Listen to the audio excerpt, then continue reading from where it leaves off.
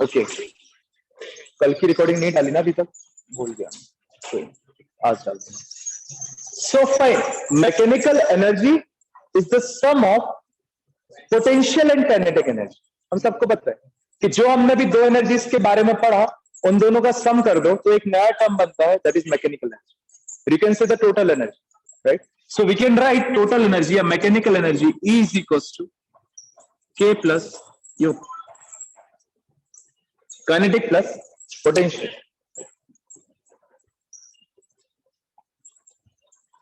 However, the definition is not important. Again, I am saying what is important is the law of conservation of mechanical energy.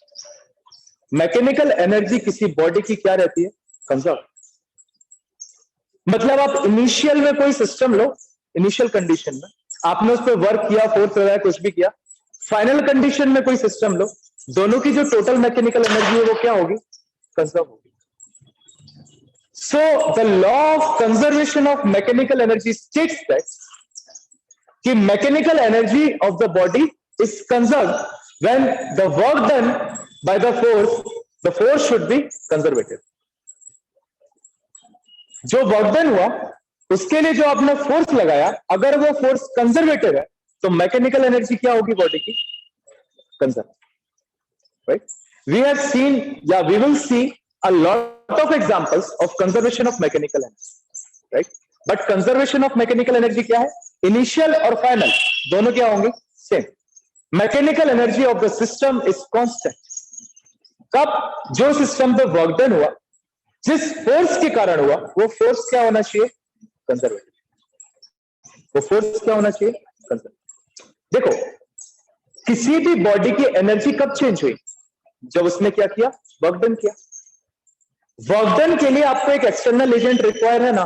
क्या? Force. तो वो force क्या होना चाहिए? Conservative. Then only the mechanical energy is conserve. Otherwise क्या होगा? Pendulum अपनी जगह पे आके रुक जाएगा। क्यों रुक जाएगा? क्योंकि वहां पे कोई और भी फोर्स वर्क कर रहा है, that is friction, and friction is the non conservative force. तो जब भी आप मैकेनिकल एनर्जी का कंजर्वेशन पढ़ोगे, आपको सिर्फ कंजर्वेटिव फोर्सेस देखने हैं। वहां नॉन कंजर्वेटिव फोर्सेस अगर लोगे तो mechanical energy would not be conserve, right? Shortcut में देखिए how the mechanical energy is conserve. मैंने कल भी बताया था कि वर्क डन होता है negative of change in potential energy. इसका आपने सेंटेंस लिखा है, what is the potential energy? Negative of work done. So what is the work done? Negative of change in potential energy. So you can also write W is equals to minus change in potential energy U2 minus U1. Final minus initial, right? और अगर same चीज अपन kinetic energy के case में देखें, that is your work energy theorem. क्या कहता है work energy theorem? That work done would be equal to change in kinetic energy. So W is equal to हो जाएगा K2 माइनस K1। नो दोनों work done को क्या कर दो? इक्वेट।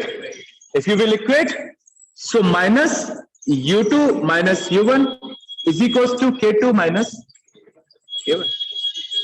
ये ओपन करोगे, minus U2 plus U1 is equal to K2 minus K1 plus U1 is equals to K2 plus. देखो, total mechanical energy of the body is yes और no? जो इनिशियल थी, this is the proof, normal proof, right? हम इसका illustration करेंगे free fall of a body. किससे करेंगे इसका illustration? Free fall of a body से, जो आपके एग्जाम में आता है। A body is free falling from a particular height, right? You have to show that the mechanical energy of the body is conserved when it hits the ground. आपको show करना है कि बॉडी ने आपने यहां से छोड़ा, यहां पे, यहां पे, यहां पे, हर जगह मैकेनिकल एनर्जी क्या है? कंजर्व या कांस्टेंट या same. That you have to show. So our next derivation would be illustration of mechanical energy. उसके पहले right mechanical energy.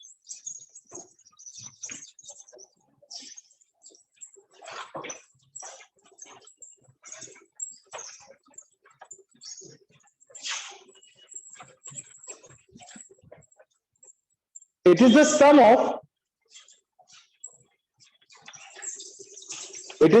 of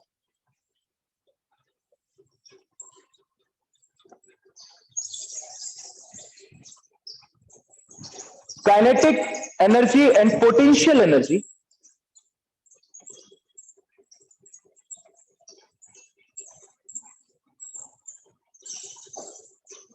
of a body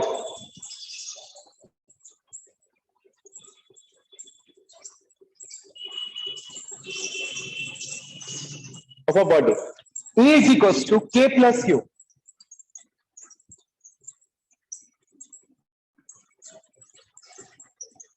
para change करो, कोट एंड कोट बनाओ.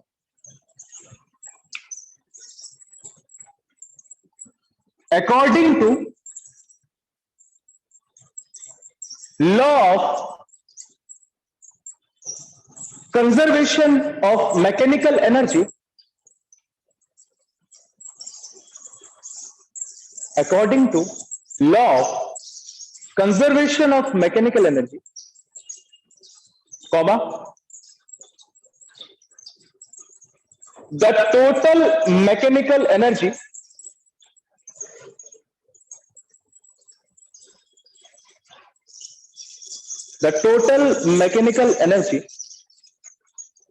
Bracket में लिखो under conservative forces,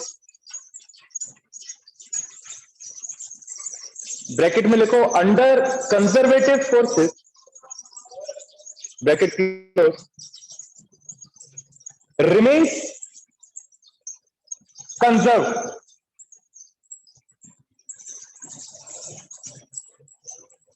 remains conserved, right? Quote and quote close. Consider a body free falls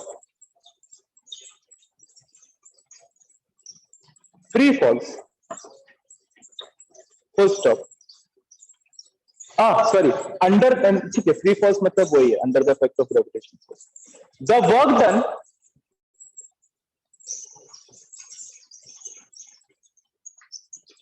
by the gravitational force GRAV dot force.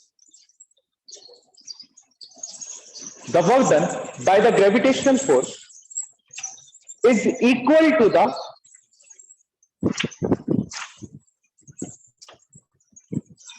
negative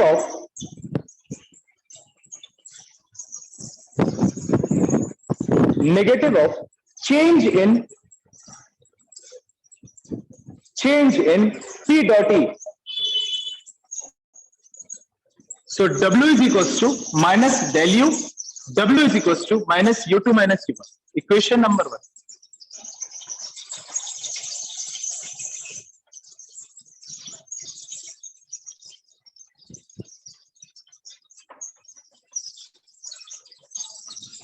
ठीक है. Also line change करते, also according to work energy theorem, according पूरा मत लिखा करो, ACC dot, according to work energy theorem,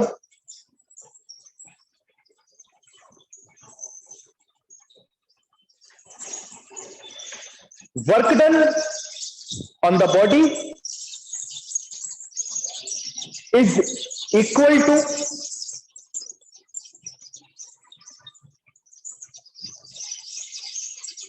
change in the K dot E. W is equals to del K, K2 minus K1. So to change in the K dot E, kinetic energy.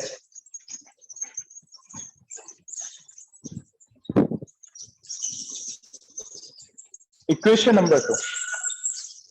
फिर लिख लो from 1 and 2, ये step और ये step.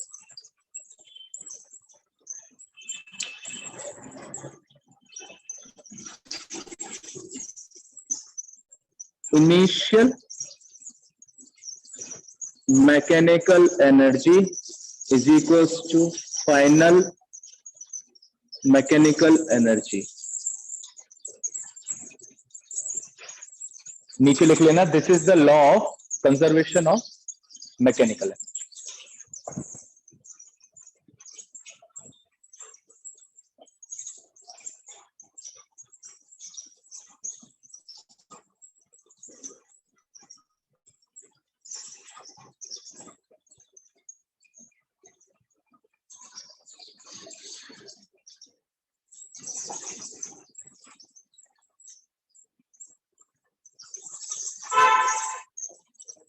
Heading,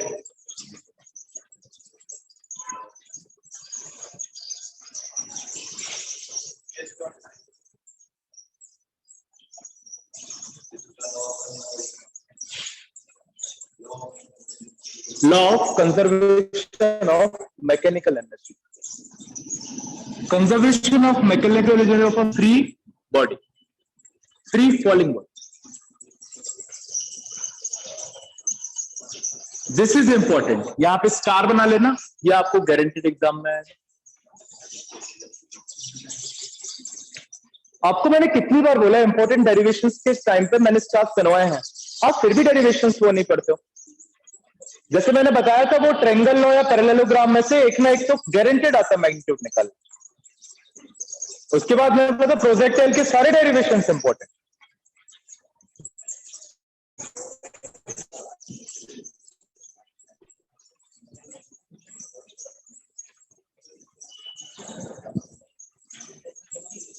ठीक, देखते हैं, काफी simple है, 5 मिनट यहां पे ध्यान दो, बन जाएगा। देखो, बॉडी फ्री फॉल हो रही है यहां से लेके ग्राउंड पे, this is A, this is B. Height कितना है, राइट? एक पॉइंट यहां पे निकालना है अपन को, एक मान लो यहां पे निकालना है, और एक यहां पे निकालना है। दिस इज ए पे एक बार निकालना है, यहां सी पे निकालना है।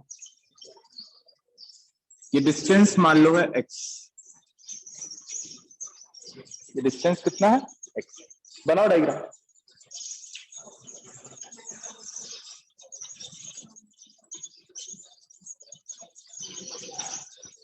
Body is free falling like this, like this.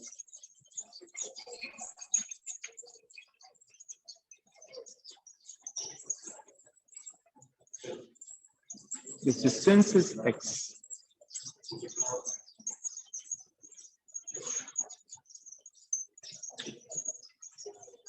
Okay, बड़ी गर्मी है। बोर्ड दिख रहा है ना? Yes, आप दिख रहा है ना, पहले नहीं दिख रहा। Yes sir. कह रहा है अब दिख रहा है, पहले नहीं दिख रहा था। ये लाइट बंद कर दो।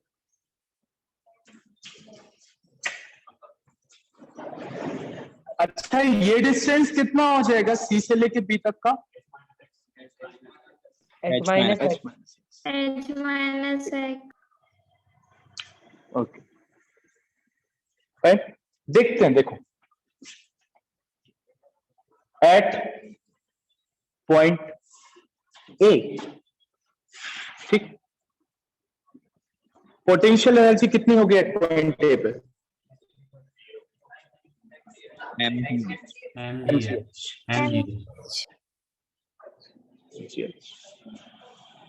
और काइनेटिक एनर्जी कितनी होनी चाहिए? 0 बिकॉज यहां से तो फेंका ही है, so initial speed, so kinetic energy, so total energy कितना हो जाएगा? mgh. ठीक, कहां पे आ जाए? बी पे आ जाए, सी पे, एट पॉइंट सी। ठीक, पहले पोटेंशियल निकाल लो। ठीक, बोलो भाई potential.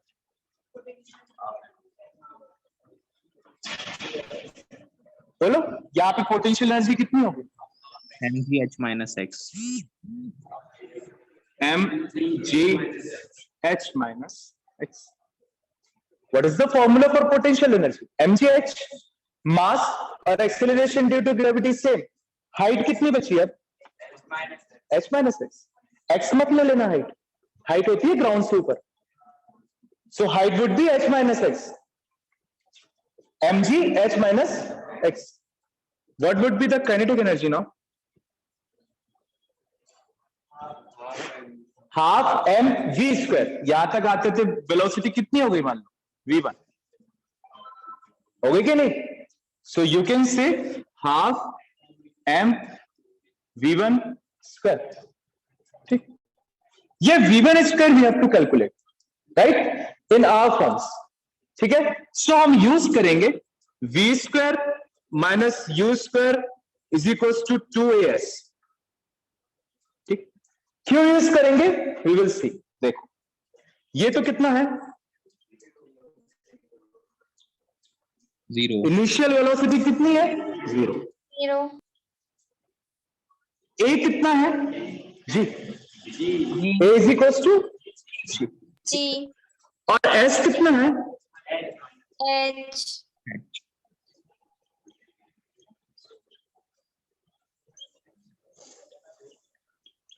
S is equal to x. कितना डिस्टेंस ट्रेवल किया सी तक बॉडी ने? एक्स. एक्स क्या है? Distance travelled by the body after time t. So distance travelled by the body after time t कितना है? एक्स. सी तक आते आते कितना डिस्टेंस ट्रेवल किया बॉडी ने? एक्स. ये तीनों इसमें पुट कर दो. सो आपका v स्क्वायर हो जाएगा 2gx. ये v1 है, ये v1. सो काइनेटिक एनर्जी कितना हो जाएगा आपका?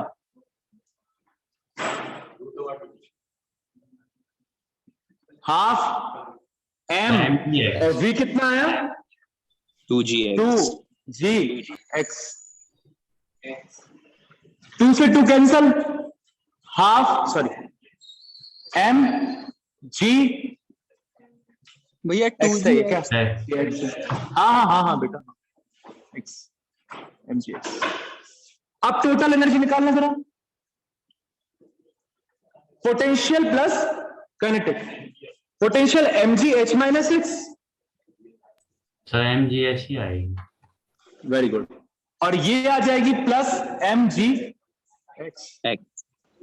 ब्रैकेट ओपन करोगे mgh माइनस mgx और प्लस mgx तो कितनी बची? mgh. देखो टोटल एनर्जी यहां पे कितनी थी? mgh. यहां आते आते भी टोटल एनर्जी कितनी है? mgh. ठीक. एट पॉइंट डी सबको पता है के कितनी हो जाएगी? half mv. और पी कितनी हो जाएगी? 0. और के आपकी होगी हाफ एम. इसको कुछ भी मान लो, v2 मान लो. राइट, कुछ और या वेलोसिटी को एक्सेलरेट हो रहा है ना क्या? या वेलोसिटी कुछ और है, दैट इज v2. आपको ये मत कहने लगना ग्राउंड में हिट कर जाएगी वेलोसिटी 0 हो जाएगी. फालतू की बातें नहीं. Half M v2 square. सो देखो अगेन अब फिर से अपन क्या लगाएंगे? Since v2 square minus u square is equal to 2as. इस केस में आपका u फिर से बॉडी तो यहीं से आ रही है ना, इनिशियल 0. v1 मत लेने लगना. u को v1 मत लेने लगना. आप कहां से कंसीडर कर रहे हो मोशन को? a से, स्टार्टिंग से. सो u0, a अगेन g और s कितना हो जाएगा? h. पुट कर दो इसमें. सो v स्क्वायर आ जाएगा 2gh. तो काइनेटिक एनर्जी आ जाएगी हाफ m 2gh. कितनी आ गई mgh। फिर से टोटल एनर्जी कितनी आ गई। So in the case of free fall the mechanical energy of the body is conserve. आप किसी भी पॉइंट पे निकाल लो, टोटल एनर्जी कितनी आ रही है mgh। However, the potential energy is converting into the kinetic energy. आप जैसे जैसे नीचे आ रहे हो, आपकी पोटेंशियल एनर्जी डिक्रीज हो रही है और काइनेटिक एनर्जी इंक्रीज हो रही है। So it is the transformation of one form of energy into another, but total mechanical energy of the system is, this is the proof, we have seen it। अगर ऐसा कोई step है किसी भी point में जो किसी को समझ में ना आया हो तो पूछ।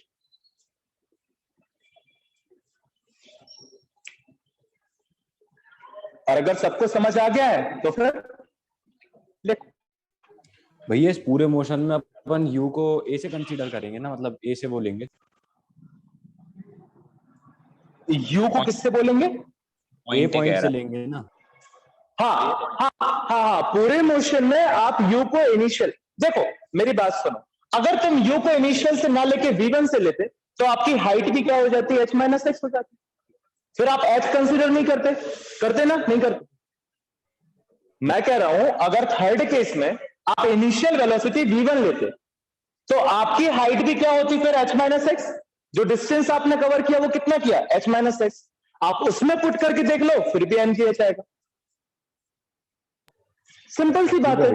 आप अगर इनिशियल वेलोसिटी यहां से कंसीडर कर रहे हो तो आप हाइट h कंसीडर करो।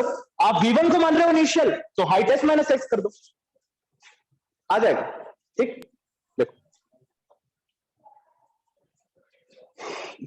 कंसीडर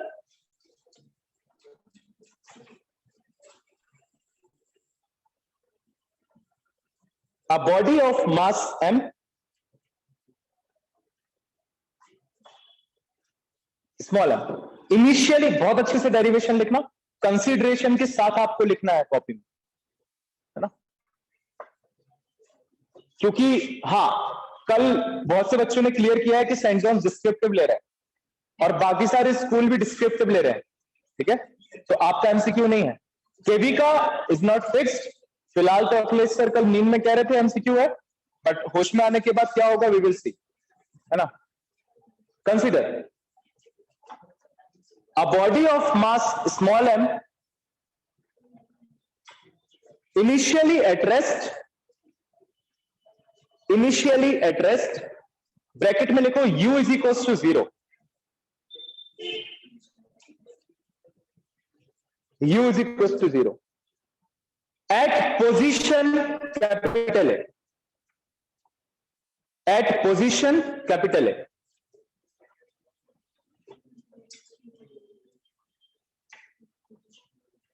which is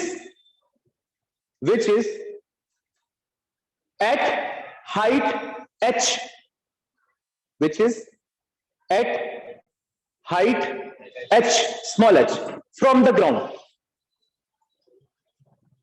या above the ground, whatever you want you can write, from the ground or above the ground, full stop। therefore तीन डॉट, therefore पूरा क्यों लिखने लगता हूं, therefore जहां भी बोलो तीन डॉट। एट पॉइंट ए, ये फिगर बना लिया था ना, पहले बनवा दिया था। At point A P is equal to mgh,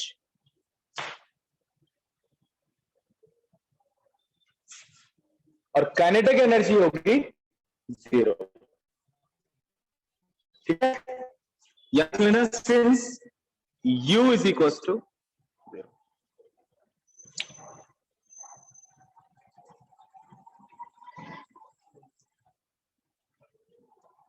So total, एक मिनट, टोटल एनर्जी ना लिख के, हाँ हाँ वही टोटल मैकेनिकल एनर्जी। सर लेकिन मैकेनिकल टोटल क्या कह रहे बेटा? सर अगर अपन मैकेनिकल लिख रहे हैं तो फिर टोटल क्या को लिखना सर? हाँ तो ठीक है, इतना कोई इशू नहीं है। टोटल मैकेनिकल, मैकेनिकल टोटल कुछ भी लिख दो। ऐसा नहीं टीचर तुम्हारा टोटल मैकेनिकल लिखोगे तो टोटल ऐसा काट दे, ठीक है, ग्रामेटिकली गलत है बट ठीक है लिख लो mgh, ठीक है। However, total is also important because we are considering the total mechanical energy. हो सकता है इस एनर्जी में से मैं कुछ पार्ट कम कर दूं, so that would be not a total mechanical energy, that would be a part of mechanical energy. मान लो अगर मोशन में मैं फ्रिक्शन कंसीडर कर लूं, so part of mechanical energy would be consumed, so I am grammatically also right, this is total mechanical energy is equals to mgh. At point C, comma, let the velocity line let the of body, एक बार शुरू से बोल दीजिए। okay. At point C, line change, the velocity, let the velocity of the body be small v, ऐसे b small v, v1 लेना, v1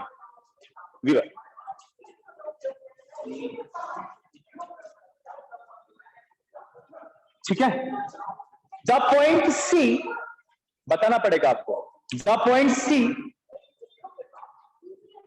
is at distance x, is at distance small x from A, capital A से कितने distance पे, small x।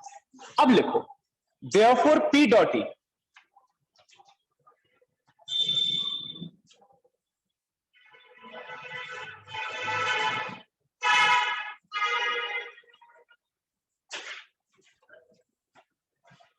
और फिर लिखो kinetic energy K dot E half m v1 square.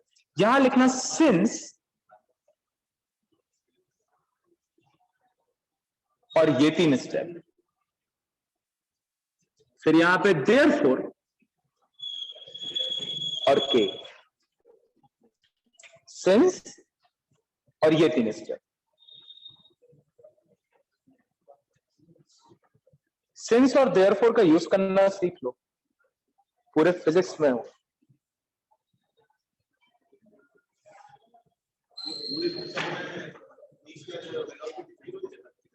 अभी तो बताया मैंने, 0 लेना 0 ले लो, नहीं लेना तो मत लो, तो भी आ जाएगा आपका। इसके बाद therefore k is equals to half m to gx। आपने क्या किया, v1 की वैल्यू यहां पुट कर दी, v1 square half m v1 square है ना, सो v1 स्क्वायर की वैल्यू क्या निकाली आपने, 2gx, वो यहां पे क्या कर दी, put.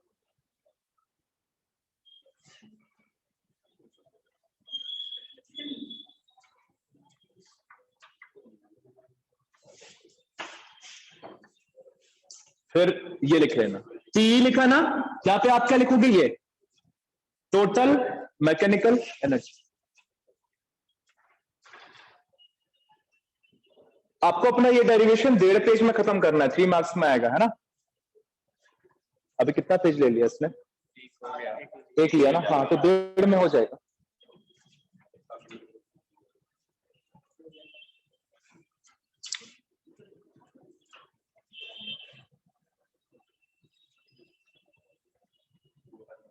Total mechanical energy this, ये 2 स्टेप।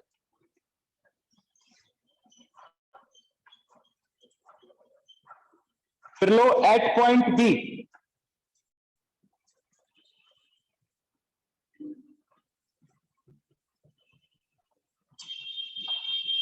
इसमें कंसीडरेशन कुछ नहीं लिखना, लेट द वेलोसिटी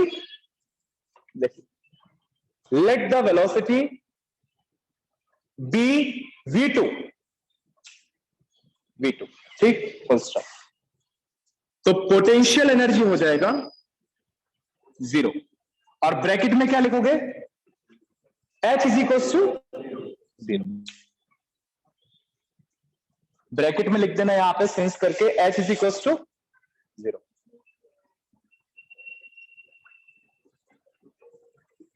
फिर पूरा सेम चलेगा, kinetic energy since therefore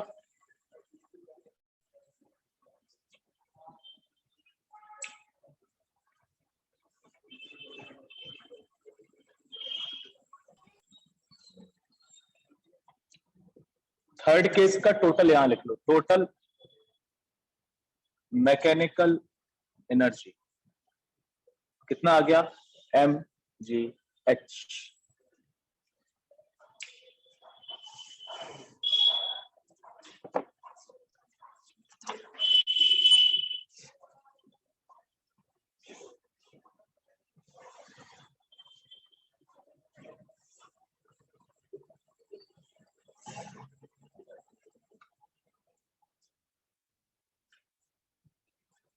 okay, so first case में जहां पे आपने टोटल मैकेनिकल एनर्जी निकाली है ना, उसको इक्वेशन नंबर 1 दो। सेकंड केस में जहां निकाली है उसको 2 दो, और ये थर्ड केस में जहां निकाली इसको 3 दो। नहीं समझे? समझ गए?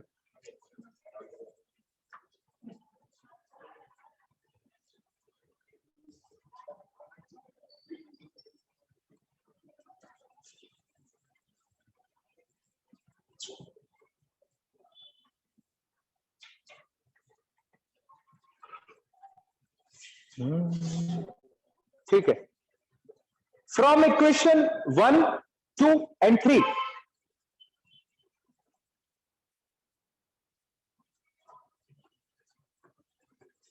it is clear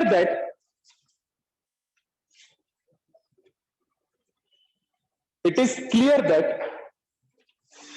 total mechanical energy, या वेदांत कह रहा है mechanical energy of the body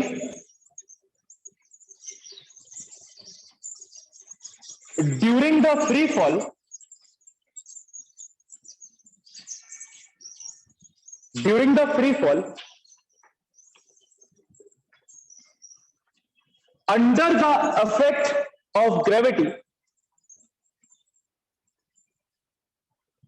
under the effect of gravity, is 0।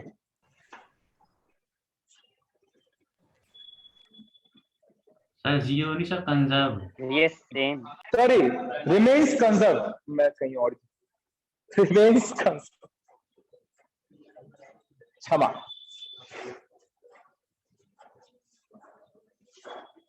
ये ग्राफ बनाओ, this is height, this is energy, right? So अगर हाइट बढ़ेगी तो पोटेंशियल एनर्जी इंक्रीज होगी और kinetic energy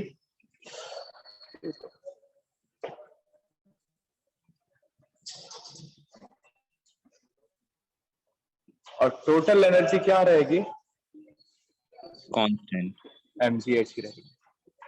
So this is P, this is K। Sir यही तो कल ग्राफ बनाया बना। था दूर वाला। आवाज फिर से बना लो प्रभु हमारे, आज दूसरे टाइप से बनवाया। ये अपन फ्री फॉल की बात कर रहे हैं मैकेनिकल एनर्जी में। कल अपन किसमें निकाला था वो टोटल एनर्जी वाला graph, force constant, E versus X। Elastic potential, हाँ उसमें सिर्फ T कंसीडर कर रहे थे, इसमें टोटल बना लो।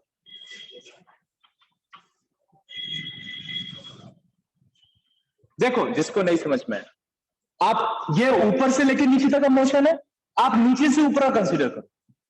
अगर नीचे से ऊपर जाओगे तो पोटेंशियल एनर्जी बढ़ेगी, है ना, और काइनेटिक एनर्जी क्या हो जाएगी, कम, क्योंकि काइनेटिक एनर्जी नीचे कितनी है, मैक्सिमम, और ऊपर पहुंचे तो हो गई कितनी, हाफ, 0।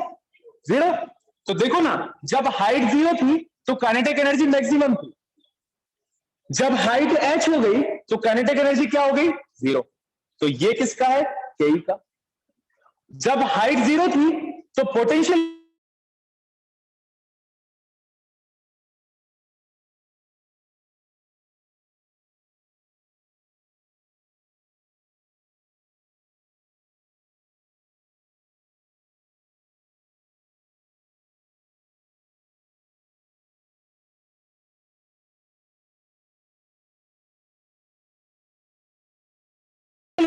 जीरो थी, और जब हाइट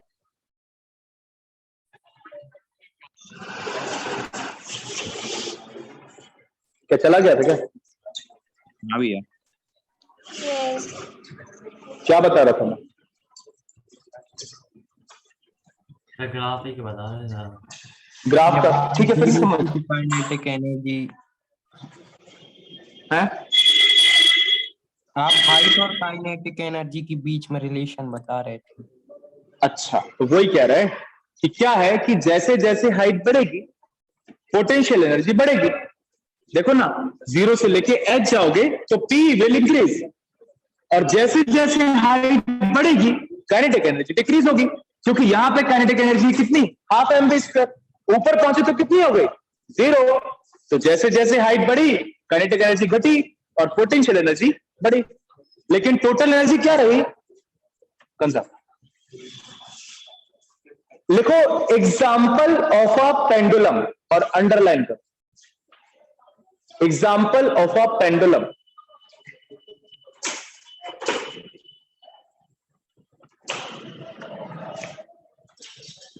राइट,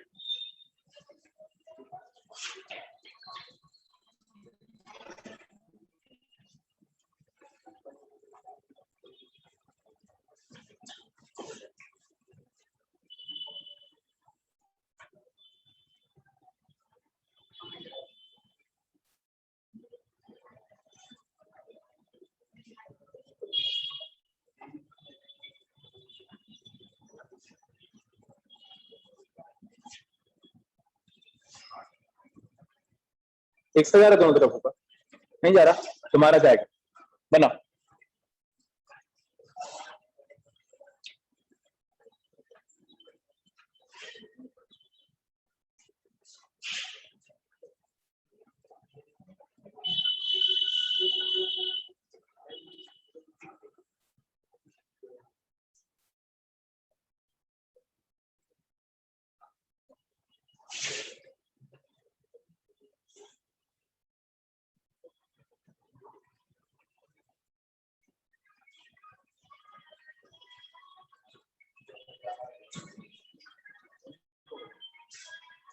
ठीक है,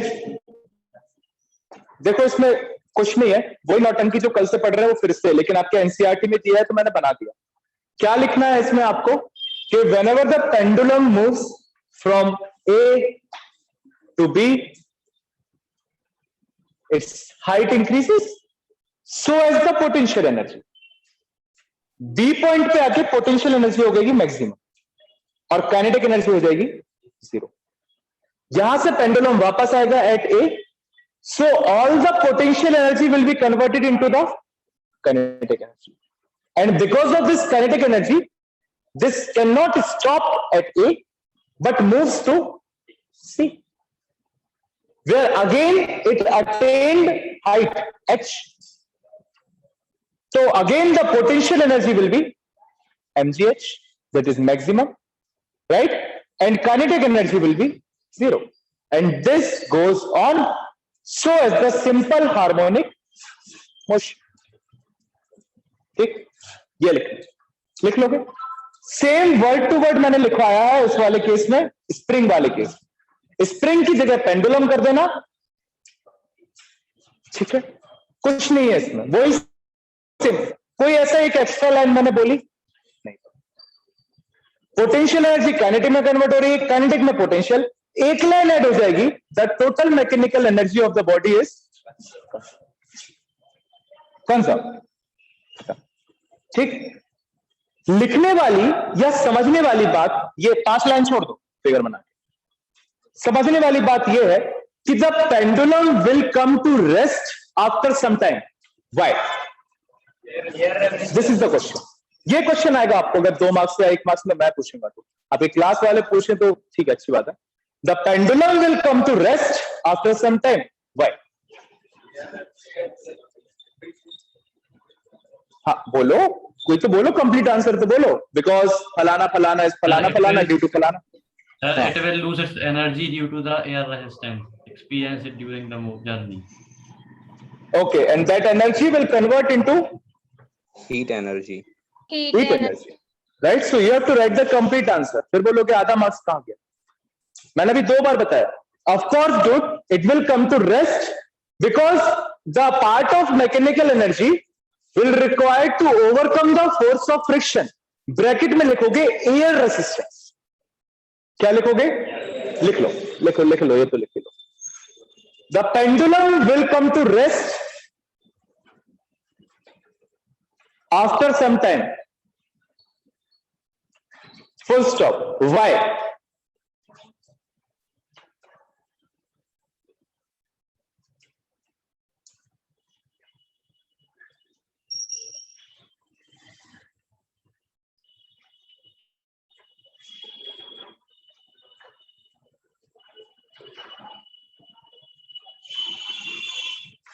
Why? Because the mechanical energy of the pendulum is used to overcome the force of friction. Force of friction offered by air resistance. Offered by air resistance, which in turn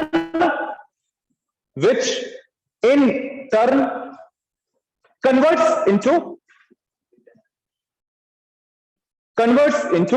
heat energy.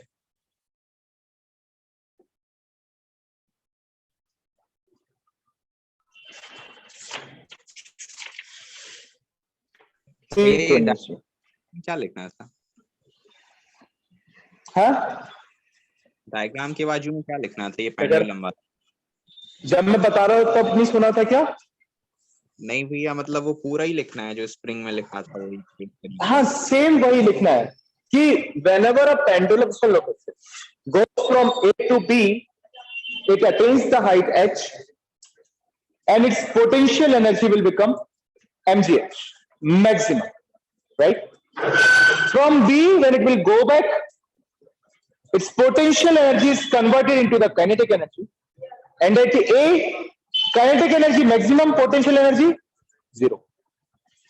फिर ये यहां stop नहीं होगा, आगे जाएगा. ठीक है? Again at C, the potential energy will be mgh, and the procedure will go on, or the motion will go on. It mimics, or it is the simple harmonic motion. However, the total mechanical energy of the system is conserved. अब ठीक है? हाँ भैया. अगर नहीं लिख पाओ तो कल लिखवा दूंगा. Just don't worry. मैं कह रहा हूं टोटल स्प्रिंग वाला केस है. स्प्रिंग की जगह क्या लिख दोगे? पेंडुलम. तुम तो वर्ड टू वर्ड आंखें बंद करके उतार देना तो भी सही आएगा. ठीक है? एक एक्स्ट्रा लाइन ऐड करनी है, mechanical energy. Power, next topic. POW, power.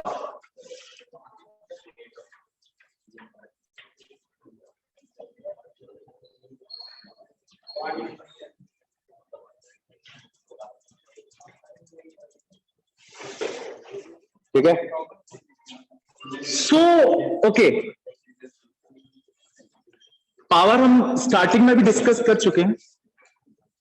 फिर से बता रहा हूं, या अब आप बता दो.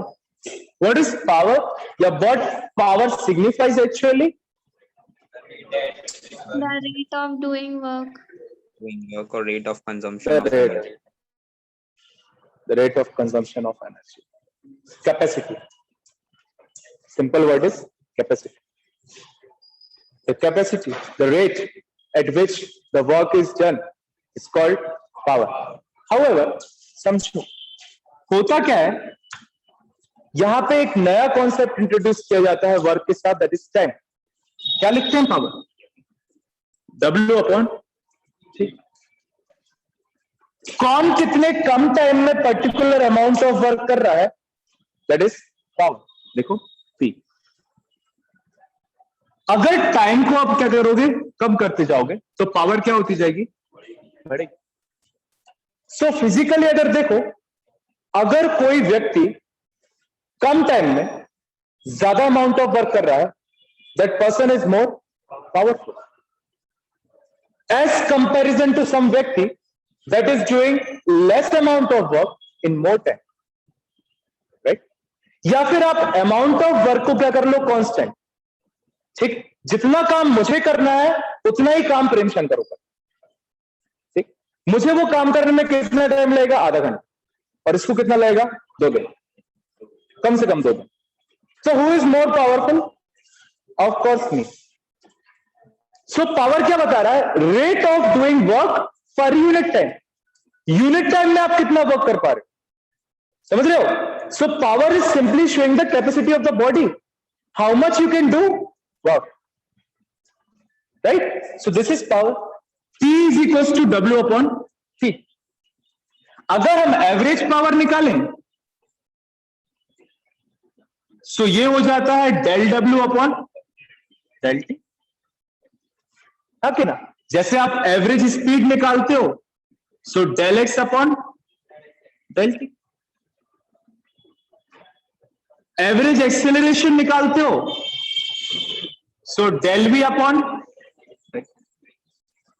एवरेज पावर निकालोगे so del W upon, instantaneous power निकालोगे, ठीक है, DW अपॉन। एवरेज पावर में अगर डेल T टेंड्स टू 0 है so this equation will be reduce to DD। Relate कर पा रहे हो मोशन में स्ट्रेट लाइन से कि नहीं कर पा रहे हो। मैं तो भूल ही गया था, मैं तो 11th को पढ़ा रहा हूं, मुझे लगा मैं 12th को पढ़ा रहा हूं, उससे पता आप तो और जल्दी रिलेट कर पा रहे हो, है ना, आपने ये सब पढ़ा है। सो एवरेज पावर क्या हो जाएगा, del W upon del T, और अगर limits del T tends to 0 so del किसमें चेंज होता है, D। This is your instantaneous power, that is DW upon DT। Unit. What is the SI unit? Watt. Watt. ठीक, या फिर इसी को कहते हैं क्या, जूल पर second. Define 1 watt. This is the question. Define 1 watt. हाँ, very good. Energy. The rate of doing work is power and the 1 joule of energy। 2 minute सोचा करो किसके फॉर्म में, वर्क डन के फॉर्म में डेफिनेशन लिख रहे हो ना। So why you are using joule as a energy unit, you can also use joule as a power work unit. हाँ, ऑनलाइन कोई कह रहा है, रुको रुको, हाँ The work done per unit time. The work done per unit time is 1 watt। नहीं, you not. हाँ हाँ हाँ, बोलो, किसी लड़की की आवाज। So when the work of 1 joule is done in 1 second is called 1 watt। Okay, अभी भी बिल्कुल परफेक्ट नहीं है।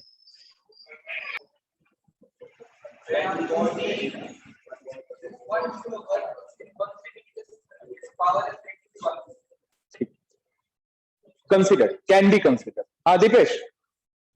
Yeah, when 1 joule of work is done in 1 second।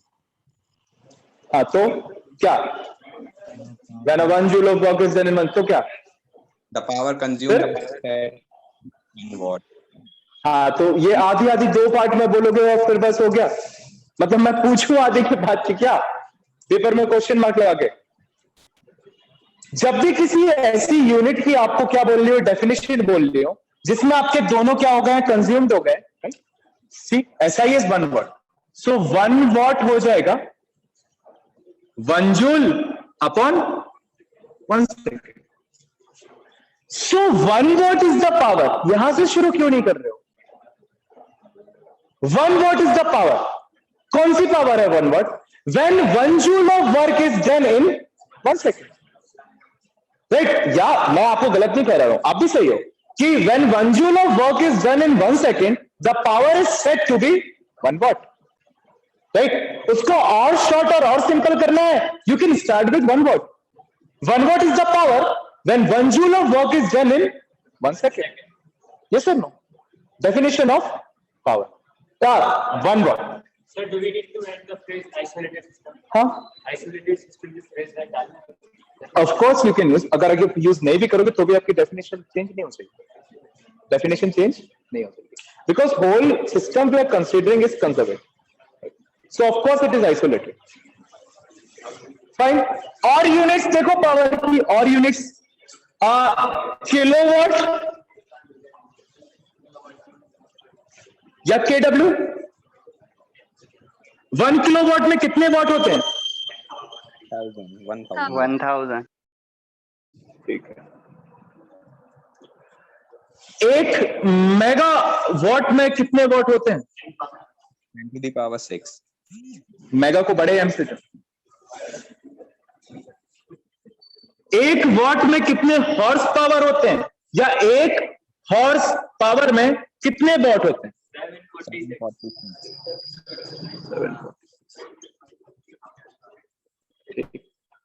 3 हो गई. अभी हमें इसके बाद एक और पढ़नी है, that is a commercial unit, 1 kilowatt our. वो बाद में पढ़े, ठीक है. फिलहाल इतना लिख लेते हैं. किलोवाट आवर के बारे में भी आपको पता ही है. 1 kilowatt hour is equal to 3.6 10 joule. कैसे आई वो भी अपन देख लेंगे, कोई इश्यू नहीं है, ठीक है. Kilowatt hour is the unit of energy and not the power. किसकी यूनिट है किलोवाट आवर? एनर्जी की. पावर की यूनिट नहीं है. आप कितना आपके घर में एनर्जी कंज्यूम्ड होती है, इलेक्ट्रिकल एनर्जी, वो आती है एक यूनिट में. पावर थोड़ी आता. पावर तो आपके अप्लायंसेस का है, 1000 वाट का है, ये 500 वाट का है, ये इतने वाट का है. बट जो घर में इलेक्ट्रिकल एनर्जी आती है उसकी यूनिट है किलोवाट आवर. तो उस दिन जो कंफ्यूजन हो रहा था ना कि उससे वो निकल रही है, नहीं निकलेगी. That is the unit of energy, right. Power, the capacity, या power is defined as the rate at which work is done. 2 दिन का 3 दिन का चैप्टर और रहा है. आज हमें ख्याल से 7वां लेक्चर होगा इसका, है ना.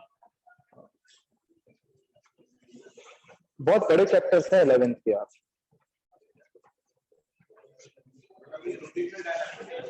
रोटेशनल डायनामिक्स के बाद, हाँ, नहीं बड़ा नहीं है वो, हल्का सा डिफिकल्ट कह लो या ट्रिकी कह लो, बड़ा नहीं है. इससे तो छोटा ही है, इससे बड़ा नहीं है. उसमें से कितने सारे टॉपिक्स तो आपको रिड्यूस हो गए सीबीएसई में. 30% सिलेबस रिड्यूस हुआ है ना. उसमें parallel axis theorem, perpendicular axis theorem सबके प्रूफ हटा दिए. Moment of inertia of a body, ये वो दंडपन. डिलीटेड पोर्शंस मिले आपको? नहीं मिले? मिल गए ना? नहीं मिले? लेट मी प्रोवाइड कर दूं. पढ़ेंगे अपन सारे, टेंशन नहीं. हाँ, so the rate at which work is done is called power. P is equals to W upon T.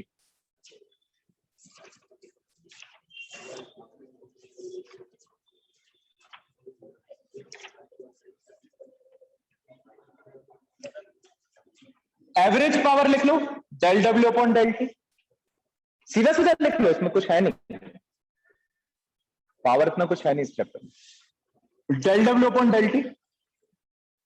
If del T tends to 0, instantaneous power लिख लो.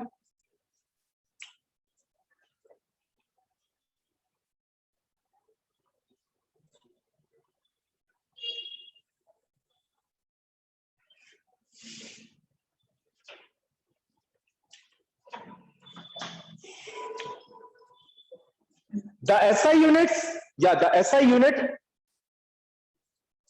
of power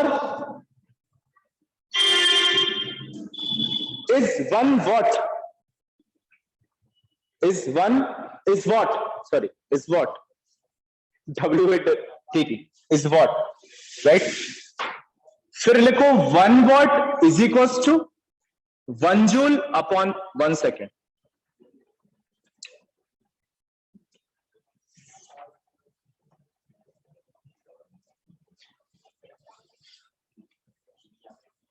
1 joule upon 1 second.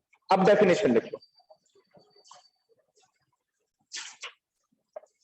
Power is set, भैया 1 what power, हाँ वैसे लिख लो 1 watt is the power, या power is set to be 1 watt, जिसको जैसी मर्जी, दोनों sentence. 1 watt is the power, और जो लिख रहे हैं power is said to be 1 watt, comma, when 1 joule of work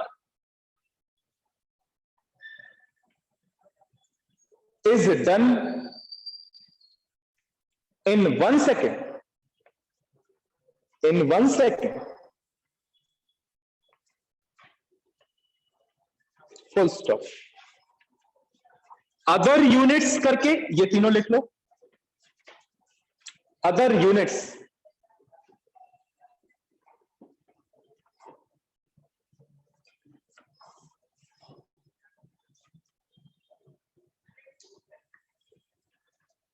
horse power को स्मॉल एचपी से डिनोट किया है।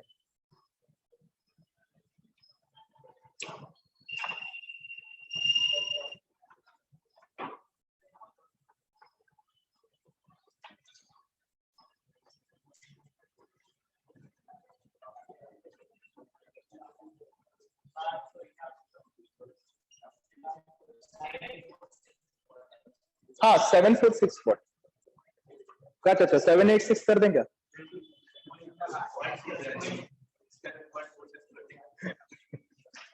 बोलो नहीं देना।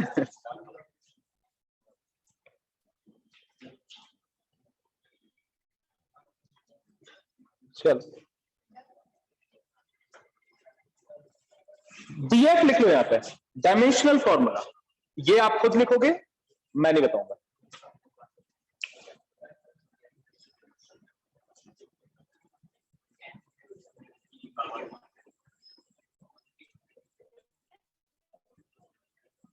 relation between energy and power,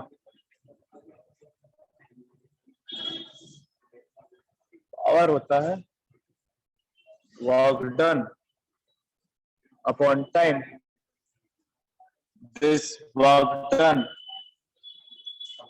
is stored in the form of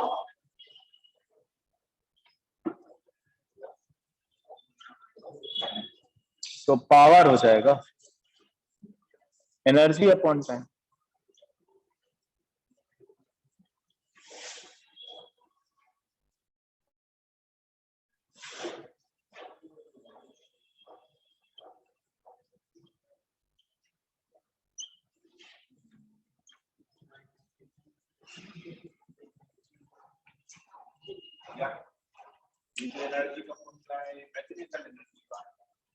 formula कहाँ है? अरे वर्क डन को आप एनर्जी ले सकते हो। Okay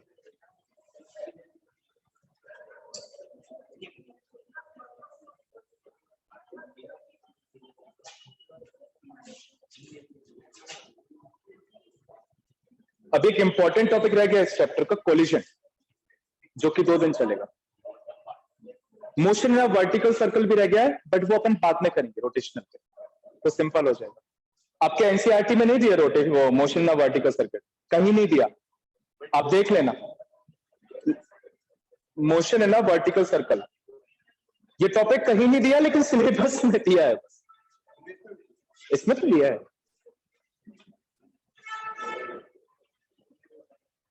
you can check the new NCERT, old NCERT, कुछ में भी नहीं दिया, सिलेबस में दिया है सालों में। हेडिंग 1 किलोवाट आवर, हेडिंग देखो, ये हो गया ना यहां तक, लिखो 1 kilowatt our.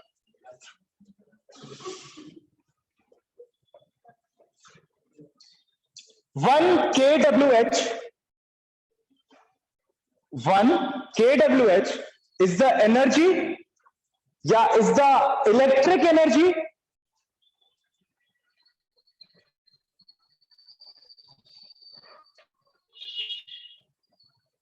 consumed by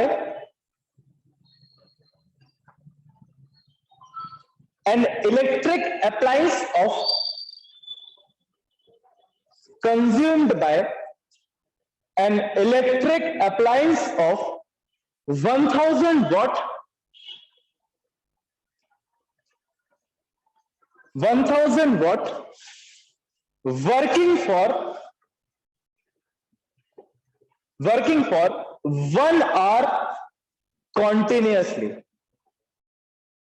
working for 1 hour continuously. ये इसकी डेफिनेशन है कमर्शियल यूनिट ऑफ एनर्जी की। आपसे पूछे कोई कि 1 यूनिट डिफाइन करो, तो क्या डिफाइन करोगे? 1 unit is the electrical energy. कौन यूज कर रहा है? 1000 वॉट का कोई इंस्ट्रूमेंट कितने घंटे में? 1 घंटे में। ठीक, कोई भी 1000 वॉट का इंस्ट्रूमेंट 1 घंटे में जितनी एनर्जी कंज्यूम करता है वो क्या होती है? 1 किलोवाट आवर। देखो, अगर मैथमेटिकली भी देखोगे 1 kWh आएगा। 1 किलोवाट में कितने वॉट होते हैं? 1000 ठीक वॉट। और 1 आवर में कितने सेकंड होते हैं? 3600 सेकंड। ठीक है, सो ये कितना हो गया? देखो 3.6 इंटू 10 की पावर 6 और वॉट सेकंड होता है जूल। सो 1 kWh होता है इतना जूल।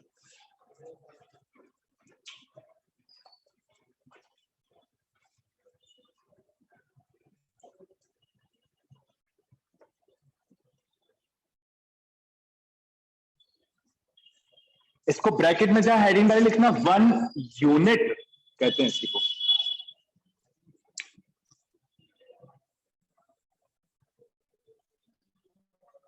लास्ट थिंग और क्लास की छुट्टी।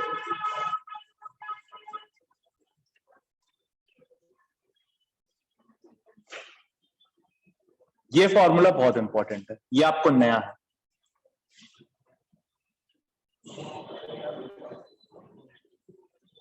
कोई बताएगा फोर्स और वेलोसिटी के फॉर्म में पावर कितनी होनी चाहिए?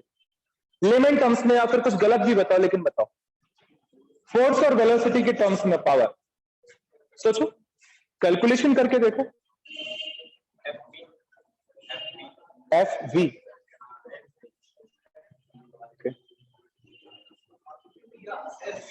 एफ वी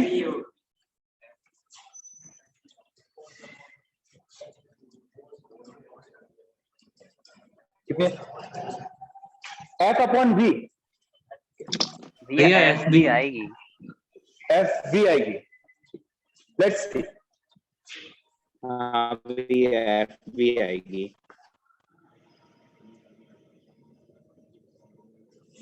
ठीक, we know that power is equal to instantaneous. ले लो, कोई भी ले लो, कोई दिक्कत। सिंस वर्क डन होता है F dot V, work done कितना होता है? Sorry, F dot S, force into displacement, F dot S. कोई बात, पुट कर दो।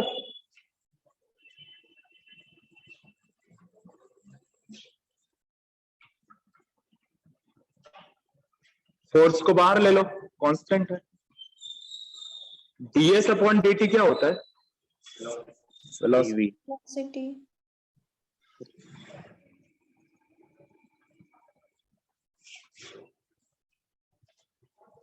New definition of power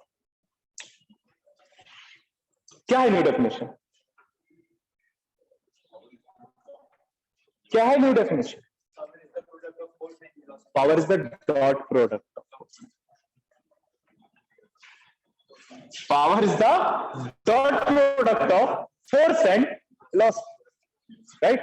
force और वेलोसिटी का डॉट प्रोडक्ट है क्या? Power. So power is a scalar और vector? Scalar. Power is a scalar or vector? Scalar. Dot product of two vectors is always scalar. Scalar quantity. You have proved that, right? लिख लो, ये heading डालो, ये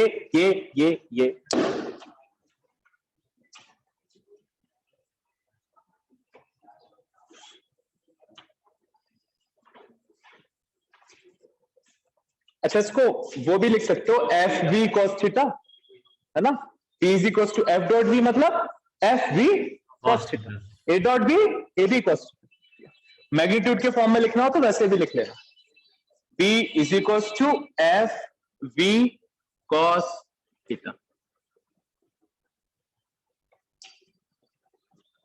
और नीचे लिख लेना power कौन सी क्वांटिटी है, स्केलर। और डेफिनेशन भी लिखनी है कि power is the dot product of force and the velocity.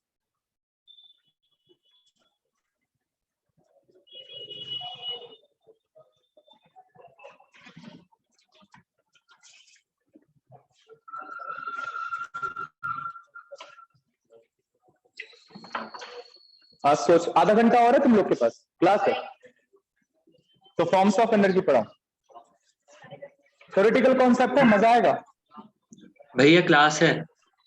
Bag की क्लास है बे। देखो भैया कितने बजे, जस्ट बात 5:15 कॉल कर देखो भैया, आधा घंटा भी। चलो कोई नहीं, तुम लोग को पढ़ा दें।